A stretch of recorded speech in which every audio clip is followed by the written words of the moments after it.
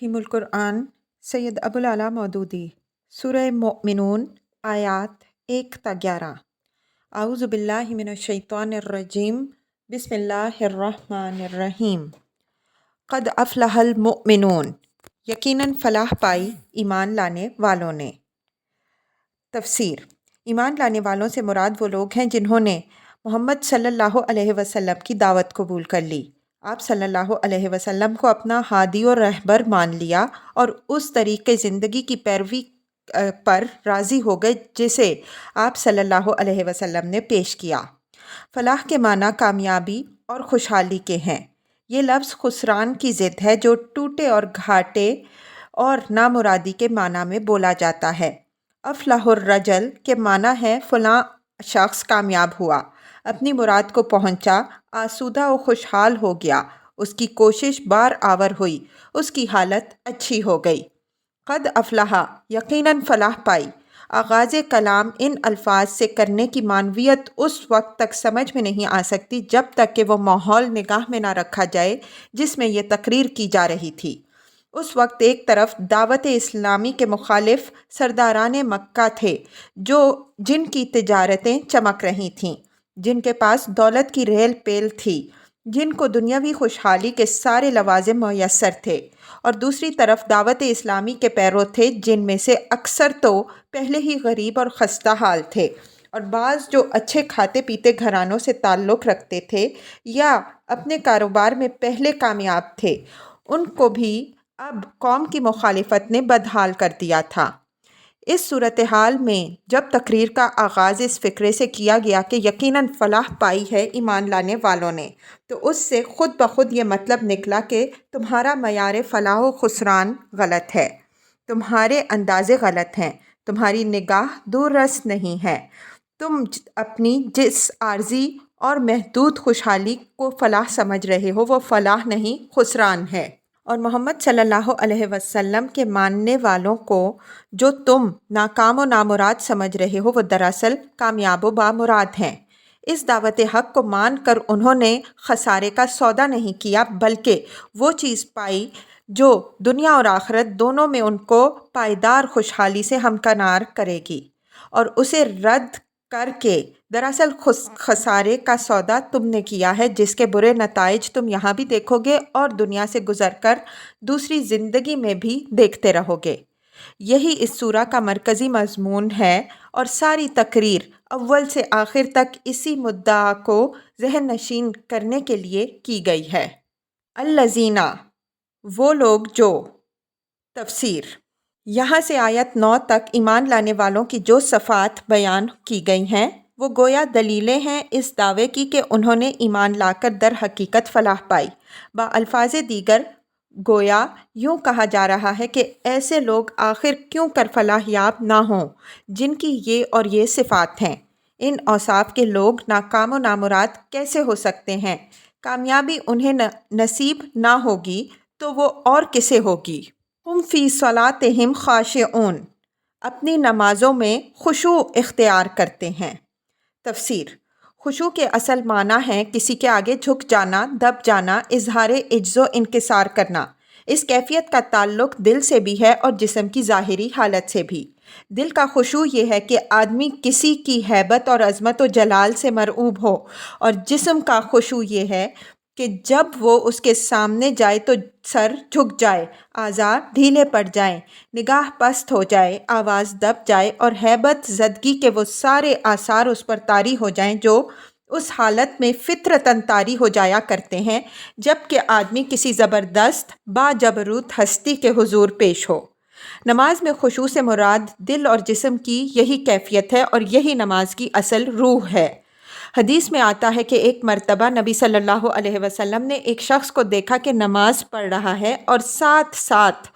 داڑھی کے بالوں سے کھیلتا جاتا ہے۔ اس پر آپ صلی اللہ علیہ وسلم نے فرمایا: خشع قلبہ خشعت جوارح،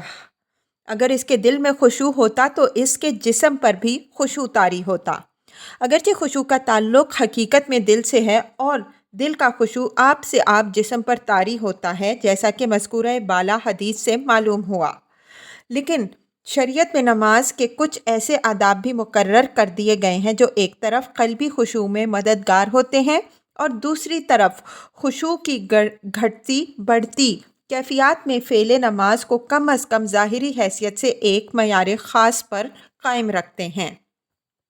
ان آداب میں سے ایک یہ ہے کہ آدمی دائیں بائیں نہ مڑے اور نہ سر اٹھا کر اوپر کی طرف دیکھے۔ زیادہ سے زیادہ صرف گوشہ چشم سے ادھر ادھر دیکھا جا سکتا ہے۔ حنفیہ اور شافعیہ کے نزدیک نگاہ سجدہ گاہ سے متجاوز نہ ہونی چاہیے، مگر مالکیہ اس بات کے قائل ہے کہ نگاہ سامنے کی طرف رہنی چاہیے۔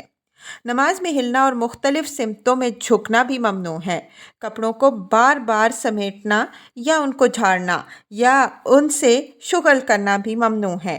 اس بات سے بھی منع کیا گیا ہے کہ سجدے میں جاتے وقت آدمی اپنے گھٹنے کی جگہ یا سجدے کی جگہ صاف کرنے کی کوشش کرے۔ تن کر کھڑا ہونا، بہت بلند آواز سے کڑک کر قرات کرنا یا قرات میں گانا بھی آداب نماز کے خلاف ہے۔ زور زور سے جمائیاں لینا، ڈکارے مارنا بھی نماز میں بے ادبی ہے۔ جلدی جلدی مارا مار نماز پڑھنا بھی سخت ناپسندیدہ ہے۔ حکم یہ ہے کہ نماز کا ہر فعل پوری طرح پرسکون اور اطمینان کے ساتھ ادا کیا جائے، اور ایک فعل مثلاً رکوع یا سجود یا قیام یا قعود جب تک مکمل نہ ہو لے دوسرا فعل شروع نہ کیا جائے۔ نماز میں اگر کوئی چیز اذیت دے رہی ہو تو اسے ایک ہاتھ سے دفع کیا جا سکتا ہے، مگر بار بار ہاتھوں کو حرکت دینا یا دونوں ہاتھوں کو استعمال کرنا ممنوع ہے۔ ان ظاہری آداب کے ساتھ یہ چیز بھی بڑی اہمیت رکھتی ہے کہ آدمی نماز میں جان بوجھ کر غیر متعلق باتیں سوچنے سے پرہیز کرے۔ بلا ارادہ خیالات ذہن میں آئیں اور آتے رہیں تو یہ نفس انسانی کی ایک فطری کمزوری ہے، لیکن آدمی کی پوری کوشش یہ ہونی چاہیے کہ نماز کے وقت اس کا دل خدا کی طرف متوجہ ہو اور جو کچھ وہ زبان سے کہہ رہا ہو وہی دل سے بھی عرض کرے۔ اس دوران میں اگر بے اختیار دوسرے خیالات آ جائیں تو جس وقت بھی آدمی کو ان کا احساس ہو اسی وقت اسے توجہ ان سے ہٹا کر نماز کی طرف پھیر لینی چاہیے۔ والذین هم عن اللغو معرضون، لغویات سے دور رہتے ہیں۔ تفسیر: لغو ہر اس بات اور کام کو کہتے ہیں جو فضول، لا یعنی اور لا حاصل ہو، جن باتوں یا کاموں کا کوئی فائدہ نہ ہو، جن سے کوئی مفید نتیجہ برآمد نہ ہو، جن کی کوئی حقیقی ضرورت نہ ہو، جن سے کوئی اچھا مقصد حاصل نہ ہو، وہ سب لغویات ہیں۔ معرضون کا ترجمہ ہم نے دور رہتے ہیں کیا ہے، مگر اس سے بات پوری طرح ادا نہیں ہوتی۔ آیت کا پورا مطلب یہ ہے کہ وہ لغویات کی طرف توجہ نہیں کرتے، ان کی طرف رخ نہیں کرتے، ان میں کوئی دلچسپی نہیں لیتے۔ جہاں ایسی باتیں ہو رہی ہوں یا ایسے کام ہو رہے ہوں وہاں جانے سے پرہیز کرتے ہیں، ان میں حصہ لینے سے اجتناب کرتے ہیں، اور اگر کہیں ان سے سابقہ پیش آ جائے تو ٹل جاتے ہیں، کترا کر نکل جاتے ہیں یا بدرجۂ آخر بے تعلق ہو رہتے ہیں۔ اسی بات کو دوسری جگہ یوں بیان کیا گیا ہے کہ وَإِذَا مَرُّوا بِاللَّغْوِ مَرُّوا كِرَامًا، فرقان 72، یعنی جب کسی ایسی جگہ سے ان کا گزر ہوتا ہے جہاں لغو باتیں ہو رہی ہوں یا لغو کام ہو رہے ہوں وہاں سے مہذب طریقے سے گزر جاتے ہیں۔ یہ چیز جسے اس مختصر سے فطرے میں بیان کیا گیا ہے دراصل مومن کی اہم ترین صفات میں سے ہے۔ مومن وہ شخص ہوتا ہے جسے ہر وقت اپنی ذمہ داری کا احساس رہتا ہے۔ وہ سمجھتا ہے کہ دنیا دراصل ایک امتحان گاہ ہے، اور جس چیز کو زندگی اور عمر اور وقت کے مختلف ناموں سے یاد کیا جاتا ہے وہ در حقیقت ایک نپی تلی مدت ہے جو اسے امتحان کے لیے دی گئی ہے۔ یہ احساس اس کو بالکل اس طالب علم کی طرح سنجیدہ اور مشغول اور منہمک بنا دیتا ہے جو امتحان کے کمرے میں بیٹھا اپنا پرچہ حل کر رہا ہو۔ جس طرح اس طالب علم کو یہ احساس ہوتا ہے کہ امتحان کے یہ چند گھنٹے اس کی آئندہ زندگی کے لیے فیصلہ کن ہیں، اور اس احساس کی وجہ سے وہ ان گھنٹوں کا ایک ایک لمحہ اپنے پرچے کو صحیح طریقے سے حل کرنے کی کوشش میں صرف کر ڈالنا چاہتا ہے، اور ان کا کوئی سیکنڈ فضول ضائع کرنے کے لیے آمادہ نہیں ہوتا۔ ٹھیک اسی طرح مومن بھی دنیا کی اس زندگی کو انہی کاموں میں صرف کرتا ہے جو انجام کار کے لحاظ سے مفید ہوں، حتیٰ کہ وہ تفریحات اور کھیلوں میں سے بھی ان چیزوں کا انتخاب کرتا ہے جو محض تضییع وقت نہ ہو بلکہ کسی بہتر مقصد کے لیے اسے تیار کرنے والی ہوں۔ اس کے نزدیک کانٹے کی چیز نہیں ہوتی بلکہ استعمال کرنے کی چیز ہوتی ہے۔ علاوہ بریں مومن ایک سلیم الطبع، پاکیزہ مزاج، خوش ذوق انسان ہوتا ہے۔ بےہودگیوں سے اس کی طبیعت کو کسی قسم کا لگاؤ نہیں ہوتا۔ وہ مفید باتیں کر سکتا ہے مگر فضول گپیں نہیں ہانک سکتا۔ وہ ظرافت اور مزاح اور لطیف مذاق کی حد تک جا سکتا ہے مگر ٹھٹھے بازیاں نہیں کر سکتا۔ گندا مذاق اور مسخرہ پن برداشت نہیں کر سکتا۔ تفریحی گفتگوؤں کو اپنا مشغلہ بنا نہیں سکتا۔ اس کے لیے تو وہ سوسائٹی ایک مستقل عذاب ہوتی ہے جس میں کان کسی وقت بھی گالیوں سے، غیبتوں سے اور تہمتوں سے اور جھوٹی باتوں سے، گندے گانوں اور فحش گفتگوؤں سے محفوظ نہ ہوں۔ اس کو اللہ تعالیٰ جس جنت کی امید دلاتا ہے اس کی نعمتوں میں سے ایک نعمت یہ بھی بیان کرتا ہے کہ لا تسمعوا فیہا لاغیہ، وہاں تو کوئی لغو بات نہ سنے گا۔ والذین ھم للزکوٰۃ فاعلون، زکوٰۃ کے طریقے پر عامل ہوتے ہیں۔ تفسیر: زکوٰۃ دینے اور زکوٰۃ کے طریقے پر عامل ہونے میں معنی کے اعتبار سے بڑا فرق ہے جسے نظر انداز کر کے دونوں کو ہم معنی سمجھ لینا صحیح نہیں۔ آخر کوئی بات تو ہے جس کی وجہ سے یہاں مومنین کی صفات بیان کرتے ہوئے وَيُؤْتُونَ الزَّكَاةَ کا معروف انداز چھوڑ کر للزکوٰۃ فاعلون کا غیر معمولی طرز بیان اختیار کیا گیا۔ عربی زبان میں زکوٰۃ کا مفہوم دو معنوں سے مرکب ہے، ایک پاکیزگی، دوسرے نشو و نما۔ کسی چیز کی ترقی میں جو چیزیں مانع ہوں ان کو دور کرنا اور اس کے اصل جوہر کو پروان چڑھانا، یہ دو تصورات مل کر زکوٰۃ کا پورا تصور بناتے ہیں۔ پھر یہ لفظ جب اسلامی اصطلاح بنتا ہے تو اس کا اطلاق دو معنوں پر ہوتا ہے، ایک وہ مال جو مقصد تزکیہ کے لیے نکالا جائے، دوسرے بجائے خود تزکیہ کا فعل۔ اگر وَيُؤْتُونَ الزَّكَاةَ کہیں تو اس کے معنی یہ ہوں گے کہ وہ تزکیے کی غرض سے اپنے مال کا ایک حصہ دیتے یا ادا کرتے ہیں۔ اس طرح بات صرف مال دینے تک محدود ہو جاتی ہے، لیکن اگر للزکوٰۃ فاعلون کہا جائے تو اس کا مطلب یہ ہوگا کہ وہ تزکیے کا فعل کرتے ہیں، اور اس صورت میں بات صرف مالی زکوٰۃ ادا کرنے تک محدود نہ رہے گی بلکہ تزکیہ نفس، تزکیہ اخلاق، تزکیہ زندگی، تزکیہ مال، غرض ہر پہلو کے تزکیے تک وسیع ہو جائے گی، اور مزید برآں اس کا مطلب صرف اپنی ہی زندگی کے تزکیے تک محدود نہ رہے گا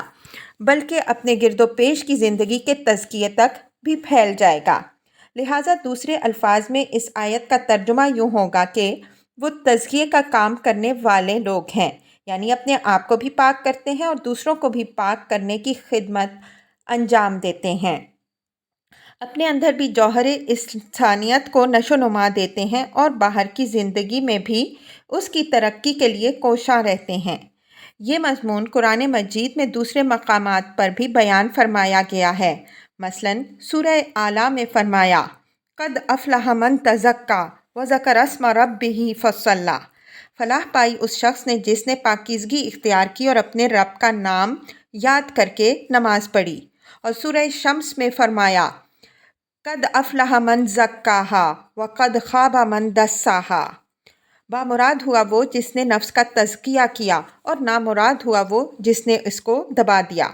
مگر یہ آیت ان دونوں کی بنسبت وسیع تر مفہوم کی حامل ہے، کیونکہ وہ صرف اپنے نفس کے تزکیے پر زور دیتی ہے اور یہ بجائے خود فعل تزکیہ کی اہمیت بیان کرتی ہے جو اپنی ذات اور معاشرے کی زندگی دونوں ہی کے تزکیے پر حاوی ہے۔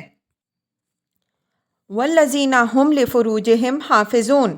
اپنی شرم گاہوں کی حفاظت کرتے ہیں۔ تفسیر: اس کے دو مطلب ہیں، ایک یہ کہ اپنے جسم کے قابل شرم حصوں کو چھپا کے رکھتے ہیں، یعنی عریانی سے پرہیز کرتے ہیں اور اپنا سطر دوسروں کے سامنے نہیں کھولتے۔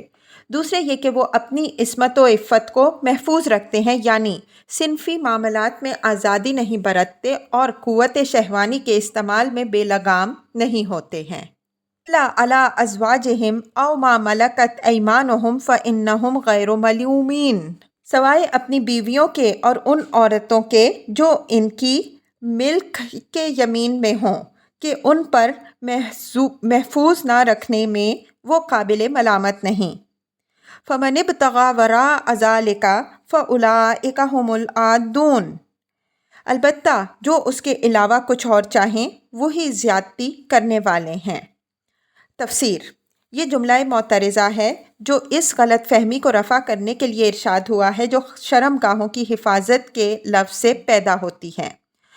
دنیا میں پہلے بھی یہ سمجھا جاتا رہا ہے اور آج بھی بہت سے لوگ اس غلط فہمی میں مبتلا ہیں کہ قوت شہوانی بجائے خود ایک بری چیز ہے اور اس کے تقاضے پورے کرنا خواہ جائز طریقے ہی سے کیوں نہ ہوں، بہرحال نیک اور اللہ والے لوگوں کے لیے موزوں نہیں ہے۔ اس غلط فہمی کو تقویت پہنچ جاتی ہے اگر صرف اتنا کہہ کر بات ختم کر دی جاتی کہ فلاح پانے والے اہل ایمان اپنی شرم گاہوں کو محفوظ رکھتے ہیں، کیونکہ اس کا یہ مطلب لیا جاتا کہ وہ لنگوٹ بند رہتے ہیں، راہب اور سنیاسی قسم کے لوگ ہوتے ہیں، شادی بیاہ کے جھگڑوں میں نہیں پڑتے۔ اس لیے ایک جملہ معترضہ بڑھا کر حقیقت واضح کر دی گئی کہ جائز مقام پر اپنی خواہش نفس پوری کرنا کوئی قابل ملامت چیز نہیں ہے، البتہ گناہ یہ ہے کہ آدمی شہوت رانی کے لیے اس معروف اور جائز صورت سے تجاوز کرے۔ اس جملہ معترضہ سے چند احکام نکلتے ہیں جن کو ہم اختصار کے ساتھ یہاں بیان کرتے ہیں۔ نمبر 1، شرمگاہوں کی حفاظت کے حکم عام سے 2 قسم کی عورتوں کو مستثنیٰ کیا گیا ہے، ایک ازواج، دوسرے ما ملکت ایمانکم۔ ازواج کا اطلاق عربی زبان کے معروف استعمال کی روح سے بھی اور خود قرآن کی تصریحات کے مطابق بھی صرف ان عورتوں پہ ہوتا ہے جن سے باقاعدہ نکاح کیا گیا ہو، اور یہی اس کے ہم معنی اردو لفظ بیوی کا مفہوم ہے۔ رہا لفظ ما ملکت ایمانکم تو عربی محاورے اور قرآن کے استعمالات دونوں اس پر شاہد ہیں کہ اس کا اطلاق لونڈی پر ہوتا ہے، یعنی وہ عورت جو آدمی کی ملک میں ہو۔ اس طرح یہ آیت صاف تصریح کر دیتی ہے کہ منکوحہ بیوی کی طرح مملوکہ لونڈی سے بھی صنفی تعلق جائز ہے، اور اس کے جواز کی بنیاد نکاح نہیں بلکہ ملک ہے۔ اگر اس کے لیے بھی نکاح شرط ہوتا تو اسے ازواج سے الگ بیان کرنے کی کوئی حاجت نہ تھی، کیونکہ منکوحہ ہونے کی صورت میں وہ بھی ازواج میں داخل ہوتی۔ آج کل کے بعض مفسرین جنہیں لونڈی سے تمتع کا جواز تسلیم کرنے سے انکار ہے، سورہ نساء کی آیت وَمَن لَّمْ يَسْتَطِعْ مِنْكُمْ طَوْلًا أَن يَنكِحَ الْمُحْصَنَاتِ الْمُؤْمِنَاتِ آیت 25 سے استدلال کر کے یہ ثابت کرنے کی کوشش کرتے ہیں کہ لونڈی سے تمتع بھی صرف نکاح ہی کر کے کیا جا سکتا ہے، کیونکہ وہاں یہ حکم دیا گیا ہے کہ اگر تمہاری مالی حالت کسی آزاد خاندانی عورت سے شادی کرنے کی متحمل نہ ہو تو کسی لونڈی سے بھی نکاح کر لو۔ لیکن ان لوگوں کی یہ عجیب خصوصیت ہے کہ ایک ہی آیت کے ایک ٹکڑے کو مفید مطلب پا کر لے لیتے ہیں، اور اسی آیت کا جو ٹکڑا ان کے مدعا کے خلاف پڑتا ہو اسے جان بوجھ کر چھوڑ دیتے ہیں۔ اس آیت میں لونڈیوں سے نکاح کرنے کی ہدایت جن الفاظ میں دی گئی ہے وہ یہ ہیں: فَانكِحُوهُنَّ بِإِذْنِ أَهْلِهِنَّ وَآتُوهُنَّ أُجُورَهُنَّ بِالْمَعْرُوفِ، بس ان لونڈیوں سے نکاح کر لو ان کے سرپرستوں کی اجازت سے، اور ان کو معروف طریقے سے ان کے مہر ادا کرو۔ یہ الفاظ صاف بتا رہے ہیں کہ یہاں خود لونڈی کے مالک کا معاملہ زیر بحث نہیں، بلکہ کسی ایسے شخص کا معاملہ زیر بحث ہے جو آزاد عورت سے شادی کا خرچہ نہ برداشت کر سکتا ہو اور اس بنا پر کسی دوسرے شخص کی مملوکہ لونڈی سے نکاح کرنا چاہے، ورنہ ظاہر ہے کہ اگر معاملہ اپنی ہی لونڈی سے نکاح کرنے کا ہو تو اس کے وہ اہل سرپرست کون ہو سکتے ہیں جن سے اس کو اجازت لینے کی ضرورت ہو؟ مگر قرآن سے کھیلنے والے صرف فَانكِحُوهُنَّ کو لیتے ہیں اور اس کے بعد ہی بِإِذْنِ اہلہن کے جو الفاظ موجود ہیں انہیں نظر انداز کر دیتے ہیں۔ مزید برآں وہ ایک آیت کا ایسا مفہوم نکالتے ہیں جو اسی موضوع سے متعلق قرآن مجید کی دوسری آیات سے ٹکراتا ہے۔ کوئی شخص اگر اپنے خیالات کی نہیں بلکہ قرآن پاک کی پیروی کرنا چاہتا ہے تو وہ سورہ نساء کی آیات 3 تا 25، سورہ احزاب آیات 50 تا 52 اور سورہ معارج آیت 30 کو سورہ مومنون کی اس آیت کے ساتھ ملا کر پڑھے۔ اسے خود معلوم ہو جائے گا کہ قرآن کا قانون اس مسئلے میں کیا ہے۔ نمبر 2، الا علی ازواجہم او ما ملکت ایمانہم میں لفظ اعلیٰ اس بات کی صراحت کر دیتا ہے کہ اس جملہ معترضہ میں جو قانون بیان کیا جا رہا ہے اس کا تعلق صرف مردوں سے ہے۔ باقی تمام آیات قد افلح المؤمنون سے لے کر خالدون تک مذکر کی ضمیروں کے باوجود مرد و عورت دونوں کو شامل ہیں، کیونکہ عربی زبان میں عورتوں اور مردوں کے مجموعے کا جب ذکر آتا ہے تو ضمیر مذکر ہی استعمال کی جاتی ہے، لیکن یہاں لفروجہم حافظون کے حکم سے مستثنیٰ کرتے ہوئے الا کا لفظ استعمال کر کے یہ بات واضح کر دی گئی کہ یہ استثناء مردوں کے لیے ہے نہ کہ عورتوں کے لیے۔ اگر ان پر کہنے کے بجائے ان سے محفوظ نہ رکھنے میں وہ قابل ملامت نہیں ہیں کہا جاتا تو البتہ یہ حکم بھی مرد و عورت دونوں پر حاوی ہو سکتا ہے، مگر وہ باریک نکتہ ہے جسے نہ سمجھنے کی وجہ سے ایک عورت حضرت عمر رضی اللہ عنہ کے زمانے میں اپنے غلام سے تمتع کر بیٹھی۔ صحابہ کرام رضی اللہ عنہم اجمعین کی مجلس شورا میں جب اس کا معاملہ پیش کیا گیا تو سب نے بالاتفاق کہا کہ اس نے اللہ کی کتاب کا غلط مفہوم لیا۔ یہاں کسی کو یہ شبہ نہ ہو کہ اگر یہ استثناء مردوں کے لیے خاص ہے تو پھر بیویوں کے لیے ان کے شوہر کیسے حلال ہوئے؟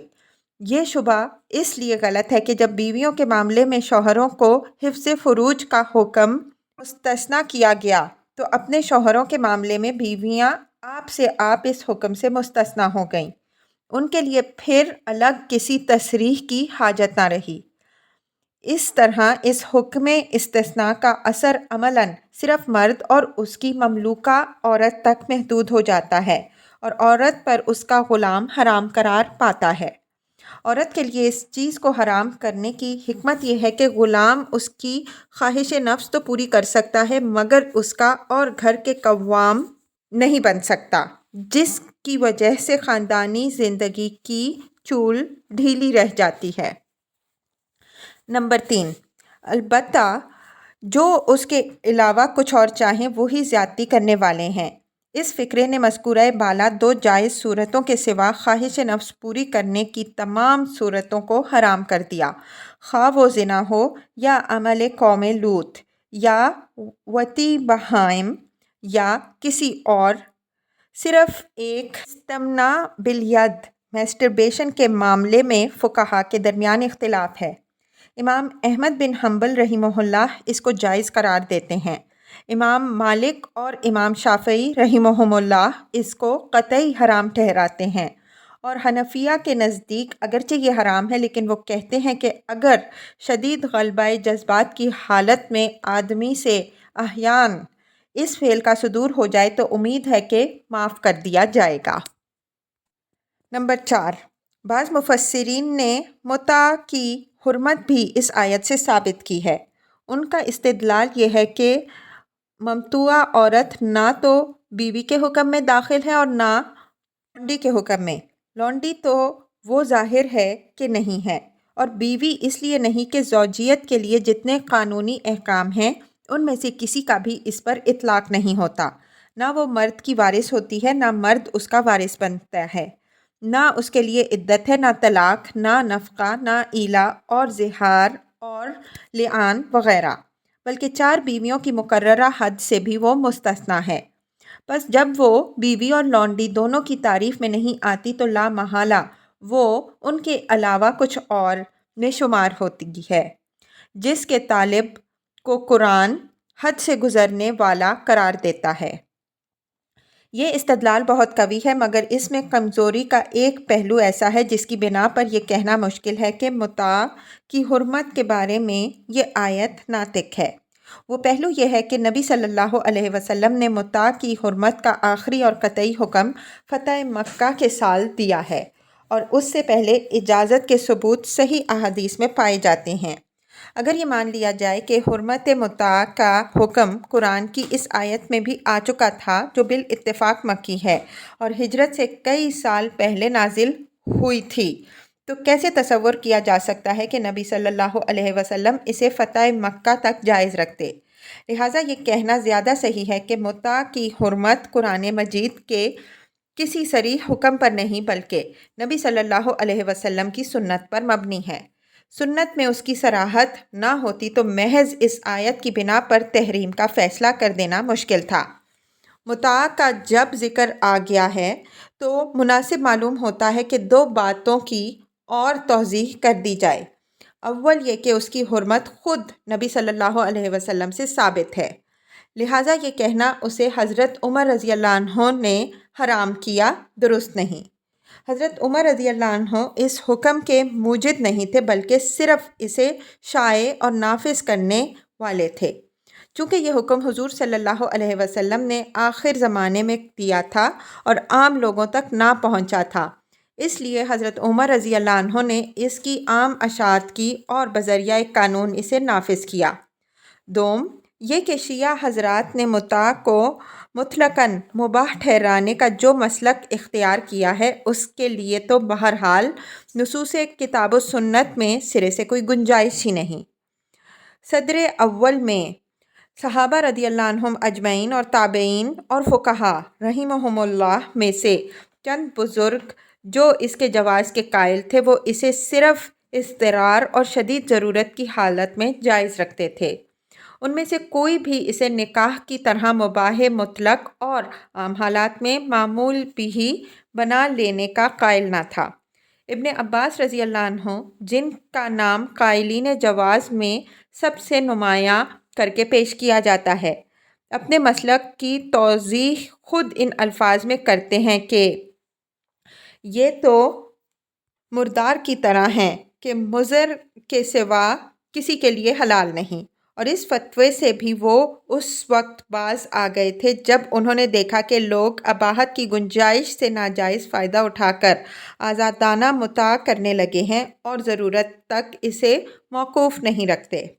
اس سوال کو اگر نظر انداز بھی کر دیا جائے کہ ابن عباس رضی اللہ عنہ اور ان کے ہم خیال چند گنے چنے صحابہ نے اس مسلک سے رجوع کر لیا تھا یا نہیں، تو ان کے مسلک کو اختیار کرنے والا زیادہ سے زیادہ جواز بحالت اضطرار تک کی حد تک جا سکتا ہے۔ مطلق اباحت اور بلا ضرورت تمتع، حتیٰ کہ منکوحہ بیویوں تک کی موجودگی میں بھی ممتوعات سے استفادہ کرنا تو ایک ایسی آزادی ہے جسے ذوق سلیم بھی گوارا نہیں کرتا،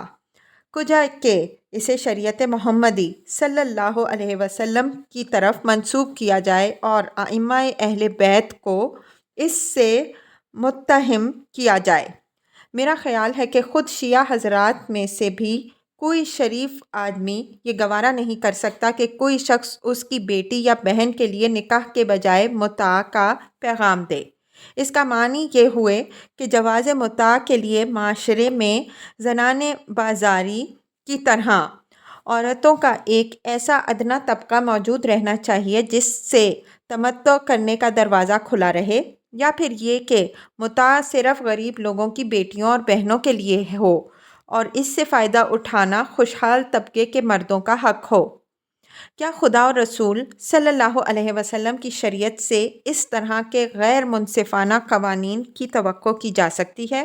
اور کیا خدا اور اس کے رسول صلی اللہ علیہ وسلم سے یہ امید کی جا سکتی ہے کہ وہ کسی ایسے فعل کو مباح کر دیں جسے ہر شریف عورت اپنے لیے بے عزتی بھی سمجھے اور بے حیائی بھی؟ والذین ھم لاماناتہم وعہدہم راعون، اپنی امانتوں اور اپنے عہد و پیمان کا پاس رکھتے ہیں۔ تفسیر: امانات کا لفظ جامع ہے ان تمام امانتوں کے لیے جو خداوند عالم نے یا معاشرے نے یا افراد نے کسی شخص کے سپرد کی ہوں، اور عہد و پیمان میں وہ سارے معاہدے شامل ہیں جو انسان اور خدا کے درمیان یا انسان اور انسان کے درمیان یا قوم اور قوم کے درمیان استوار کیے گئے ہوں۔ مومن کی صفت یہ ہے کہ وہ کبھی امانت میں خیانت نہ کرے گا اور کبھی اپنے قول و قرار سے نہ پھرے گا۔ نبی صلی اللہ علیہ وسلم اکثر اپنے خطبوں میں فرمایا کرتے تھے، لا ایمان لمن لا امانت لہ ولا دین لمن لا عہد لہ۔ جو امانت کی صفت نہیں رکھتا وہ ایمان نہیں رکھتا، اور جو عہد کا پاس نہیں رکھتا وہ دین نہیں رکھتا۔ بیہقی فی شعب الایمان، بخاری و مسلم کی متفق علیہ روایت ہے کہ حضور صلی اللہ علیہ وسلم نے فرمایا، 4 خصلتیں ہیں کہ جس میں وہ چاروں پائی جائیں وہ خالص منافق ہے، اور جس میں کوئی ایک پائی جائے اس کے اندر نفاق کی ایک خصلت ہے، جب تک کہ وہ اسے نہ چھوڑ دے، جب کوئی امانت اس کے سپرد کی جائے تو خیانت کرے، جب بولے تو جھوٹ بولے، جب عہد کرے تو توڑ دے، اور جب کسی سے جھگڑے تو اخلاق و دیانت کی ساری حدیں پھاند جائے۔ والذین ھم علی صلواتہم یحافظون، اور اپنی نمازوں کی محافظت کرتے ہیں۔ تفسیر: اوپر خشوع کے ذکر میں نماز فرمایا تھا، اور یہاں نمازوں بصیغہ جمع ارشاد فرمایا۔ دونوں میں فرق یہ ہے کہ وہاں جنس نماز مراد تھی اور یہاں ایک ایک وقت کی نماز فرداً مراد ہے۔ نمازوں کی محافظت کا مطلب یہ ہے کہ وہ اوقات نماز، آداب نماز، ارکان و اجزائے نماز، غرض نماز سے تعلق رکھنے والی ہر چیز کی پوری نگہداشت کرتے ہیں، جسم اور کپڑے پاک رکھتے ہیں، وضو ٹھیک طرح سے کرتے ہیں، اور اس بات کا خیال رکھتے ہیں کہ کبھی بے وضو نہ پڑھ بیٹھیں، صحیح وقت پر نماز ادا کرنے کی فکر کرتے ہیں، وقت ٹال کر نہیں پڑھتے، نماز کے تمام ارکان پوری طرح سکون و اطمینان کے ساتھ ادا کرتے ہیں، ایک بوجھ کی طرح جلدی سے اتار کر بھاگ نہیں جاتے، اور جو کچھ نماز میں پڑھتے ہیں وہ اس طرح پڑھتے ہیں کہ جیسے بندہ اپنے خدا سے کچھ عرض کر رہا ہے، نہ اس طرح کہ گویا رٹی ہوئی عبارت کو کسی نہ کسی طور پر ہوا میں پھونک دینا ہے۔ اولئک ھم الوارثون، یہی لوگ وہ وارث ہیں، الذین یرثون الفردوس، جو میراث میں فردوس پائیں گے۔ تفسیر: فردوس جنت کے لیے معروف ترین لفظ ہے جو قریب قریب تمام انسانی زبانوں میں مشترک طور پر پایا جاتا ہے۔ سنسکرت میں پردیسیا، قدیم کلدانی زبان میں پردیسیا، قدیم ایرانی میں پیوائزا، عبرانی میں پردیس، ارمنی میں پردیس، سریانی میں فردیسیو، یونانی میں پارادائسوس، لاطینی میں پیراڈائس، اور عربی میں فردوس۔ یہ لفظ ان سب زبانوں میں ایک ایسے باغ کے لیے بولا جاتا ہے جس کے گرد حصار کھینچا ہوا ہو، وسیع ہو، آدمی کی قیام گاہ سے متصل ہو، اور اس میں ہر قسم کے پھل خصوصاً انگور پائے جاتے ہوں۔ بلکہ بعض زبانوں میں تو منتخب پالتو پرندوں اور جانوروں کا بھی نام پایا جانا اس کے مفہوم میں شامل ہے۔ قرآن سے پہلے عرب کے کلام جاہلیت میں بھی لفظ فردوس مستعمل تھا، اور قرآن میں اس کا اطلاق متعدد باغوں کے مجموعے پر کیا گیا ہے، جیسا کہ سورہ کہف میں ارشاد ہوا،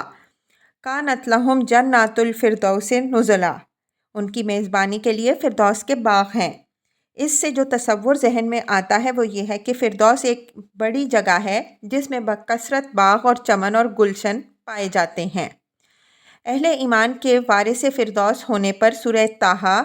سورہ انبیاء میں کافی روشنی ڈالی جا چکی ہے۔ ہم فیہا خالدون، اور اس میں ہمیشہ رہیں گے۔ تفسیر: ان آیات میں 4 اہم مضمون ادا ہوئے ہیں۔ اول یہ کہ جو لوگ بھی قرآن اور محمد صلی اللہ علیہ وسلم کی بات مان کر یہ اوصاف اپنے اندر پیدا کر لیں گے اور اس رویے کے پابند ہو جائیں گے، وہ دنیا اور آخرت میں فلاح پائیں گے، قطع نظر اس سے کہ کسی قوم، نسل یا ملک کے ہوں۔ دوم یہ کہ فلاح محض اقرار ایمان یا محض اخلاق اور عمل کی خوبیوں کا نتیجہ نہیں ہے، بلکہ دونوں کے اجتماع کا نتیجہ ہے۔ جب آدمی خدا کی بھیجی ہوئی ہدایت کو مانے پھر اس کے مطابق اخلاق اور عمل کی خوبیاں اپنے اندر پیدا کر لے، تب وہ فلاح سے ہمکنار ہوگا۔ سوم یہ کہ فلاح محض دنیاوی اور مادی خوشحالی اور محدود وقتی کامیابیوں کا نام نہیں، بلکہ وہ ایک وسیع تر حالت خیر کا نام ہے، جس کا اطلاق دنیا اور آخرت میں پائیدار و مستقل کامیابی و آسودگی پر ہوتا ہے۔ یہ چیز ایمان و عمل صالح کے بغیر نصیب نہیں ہوتی، اور اس کلیے کو نہ تو گمراہوں کی وقتی خوشحالیاں اور کامیابیاں توڑتی ہیں، نہ مومنین صالحین کے عارضی مصائب کو اس کی نقیض ٹھہرایا جا سکتا ہے۔ چہارم یہ کہ مومنین کے ان اوصاف کو نبی صلی اللہ علیہ وسلم کے مشن کی صداقت کے لیے دلیل کے طور پر پیش کیا گیا ہے، اور یہی مضمون آگے کی تقریر سے ان آیات کا ربط قائم کرتا ہے۔ تیسرے رکوع کے خاتمے تک کی پوری تقریر کا سلسلہ استدلال اس طرح پر ہے کہ آغاز میں تجربی دلیل ہے، یعنی یہ کہ اس نبی کی تعلیم نے خود تمہاری ہی سوسائٹی کے افراد میں یہ سیرت و کردار اور یہ اخلاق و اوصاف پیدا کر کے دکھائے ہیں۔ اب تم خود سوچ لو کہ یہ تعلیم حق نہ ہوتی تو ایسے صالح نتائج کس طرح پیدا کر سکتی تھی۔ اس کے بعد مشاہداتی دلیل ہے، یعنی یہ کہ انسان کے اپنے وجود میں اور گرد و پیش کی کائنات میں جو آیات نظر آتی ہیں وہ سب توحید اور آخرت کی اس تعلیم کے برحق ہونے کی شہادت دے رہی ہیں جسے محمد صلی اللہ علیہ وسلم پیش کرتے ہیں۔ پھر تاریخی دلائل آتے ہیں جن میں بتایا گیا ہے کہ نبی اور اس کے منکرین کی کشمکش آج نئی نہیں ہے، بلکہ انہی بنیادوں پر قدیم ترین زمانے سے چلی آ رہی ہے، اور اس کشمکش کا ہر زمانے میں ایک ہی نتیجہ برآمد ہوتا ہے، جس سے صاف طور پر معلوم ہو جاتا ہے کہ فریقین میں سے حق پر کون تھا اور باطل پر کون۔